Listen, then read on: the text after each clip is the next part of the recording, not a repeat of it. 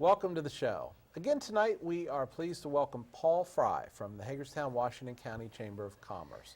Paul, election season, believe it or not, is almost over, and I know the Chamber's been active in doing its thing and fulfilling its mission around advocacy and education, I guess. Tell me a little bit about the specific role the Chamber plays in terms of the election cycle and what you do for your members.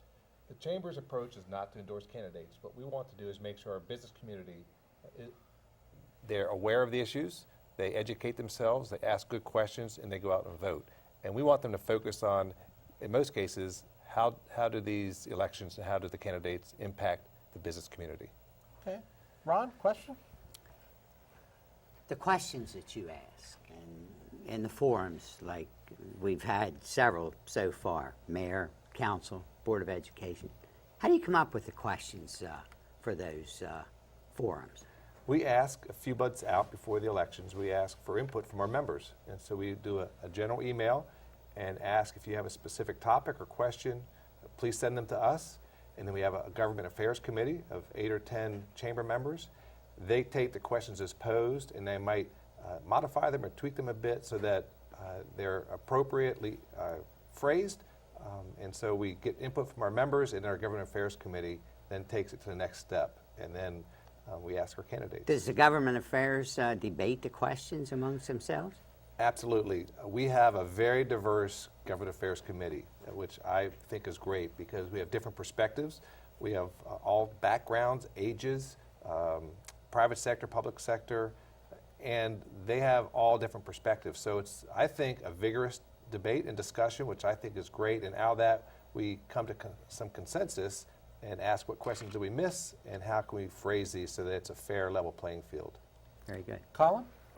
So, and I know you touched on this already to some degree insofar as what the value that you bring to the members, the chamber members, but I'm curious, what is the value, and especially in local elections, because there are very few opportunities for candidates to really have an open forum. What do you see as the value that your forum brings to the larger community?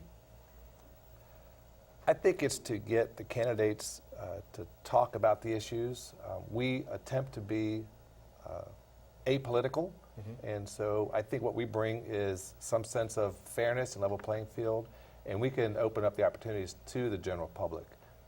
And so we think we talk about what are the issues that affect business, whether it be education, whether it be workforce development, and we think we provide the forum for our general community to have the conversation and ask questions. So hopefully a level fairness playing field.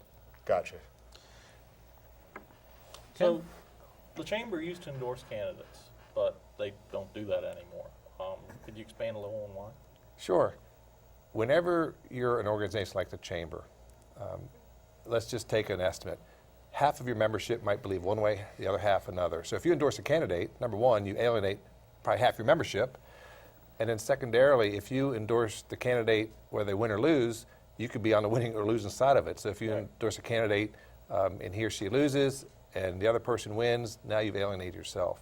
So that's the approach we've taken. What we like to do is ask the candidates where they stand on the business issues, and then we direct our members and the public to find out where do these candidates stand on business issues. And that's the approach we've taken. We've found that being a little bit better because we're a membership organization, we're more local. But how long have you switched gears on that? I think 2 years. Okay. I joined about 2 years, and before that, I think there was some unrest, that there was some endorsement, and there was some fallout from that. And part of the fallout is we have to have good working relationships with all levels of our elected officials, city, county, state, and federal. And of course, we don't always agree with each other, but we have to have good communication. So if they call us, we'll call them back. If they have a question, they'll respond to us. That's really, at the local level, really important to have good working relationships. So part of your mission, or part of what the chamber does, is you're part of this lobbying coalition.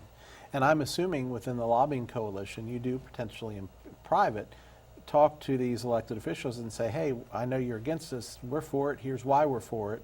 So on the issues level, you have no problem endorsing specific issues, correct? That's a good perspective. We endorse specific issues, and you talked about the coalition.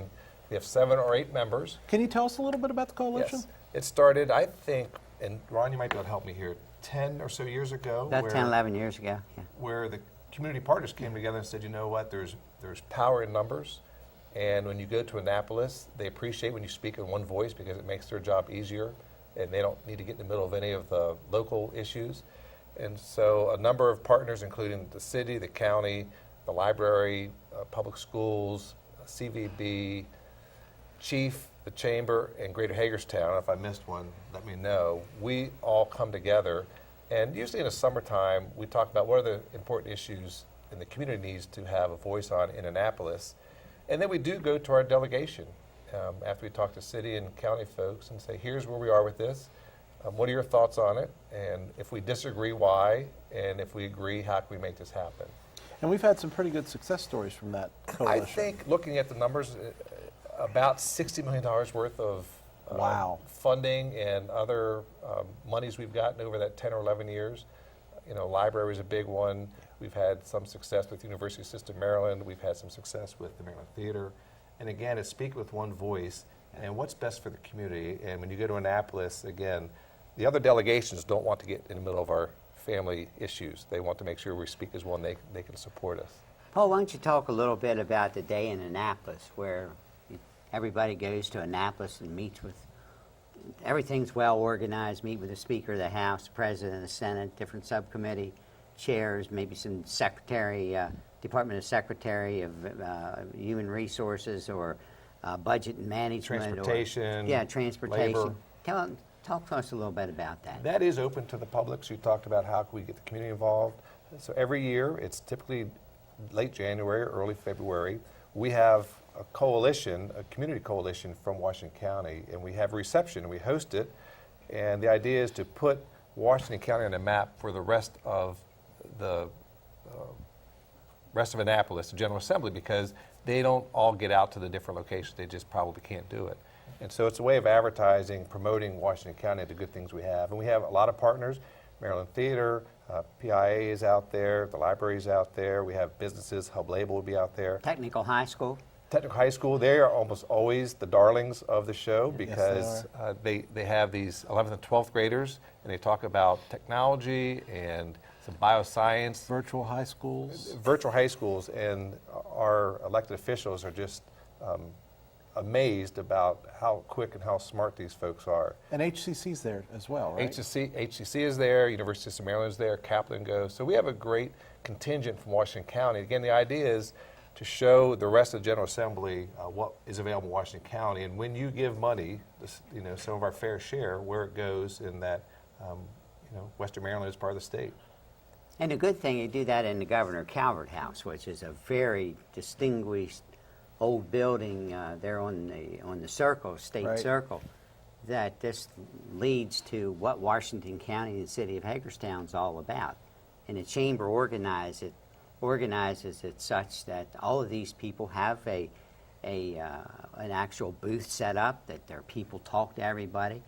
And you find that a lot of the delegates and senators and office holders in other areas of the state attend. And we have meetings with some of the folks you've talked about, and again, it's open to the general public. You can carpool down there. If you go to lunch with us, it's $25, and then that's pretty much the expense. So it's kind of a neat way to get exposed to Annapolis. So one other question, and we've got about a minute left. I know you had a forum this week or you had an event this week around the new labor laws related to paying overtime. Correct. What can you tell me about that? That seems like that's a very interesting subject to me as a business owner. So what you're referring to is the Department of Labor on December 1st will have a regulation that goes into effect, and if anyone that qualifies to be paid as a manager on salary, if they're under 47.5, you either have to bring them up to 47.5 or pay them hourly. Okay. And that has significant impact on many businesses, and I think some people don't even realize it's going into effect. Yeah. So David Weaver talked about the issues. He also talked about what you can do about it. Nonprofits, if they have some salaried folks, it impacts them. The restaurant, hotels, the service industries, it impacts them. And so David talked about what you can do to solve that problem. Again, it's December 1st when it goes into effect. some people don't know about it or don't know what to do about it. So we're a resource. If there are questions, they can contact the chamber office and we can give them referrals so that they can get help on how to be in compliance with this regulation. Okay. Paul, thank you very much. welcome. That's all the time we have in this segment. Coming up, we've got election updates, we've got Fast Five, we've got all kinds of good stuff. On the flip side, we're back in 3 minutes.